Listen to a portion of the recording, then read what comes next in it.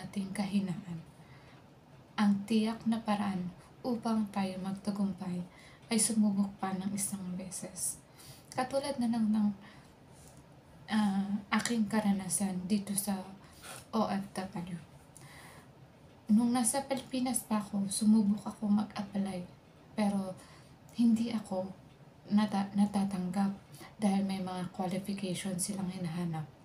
Pero nung sumubok pa ako ng isa pang beses, yung araw na yun, ako ay nagtagumpay rin na matanggap. Pero sa ibang bansa, nag-apply ako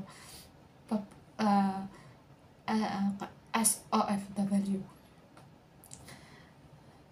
Huwag tayong sumuko.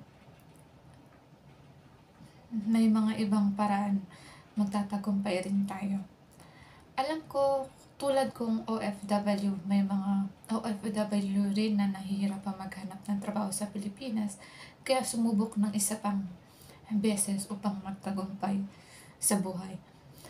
Hindi man tayo magtagumpay sa Pilipinas, sa ibang paraan magtatagumpay tayo. Mahirap malayo sa pamilya natin. May mga araw nagdaan na hindi natin sila kasama.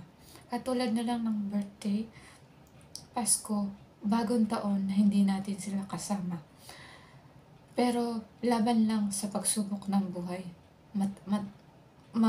Makakamit rin natin ang ating pangarap. And ito ang quotes ko for today. And thank you for watching. Sana magustuhan nyo ang video ko. And please subscribe and like my video for more video. Thank you.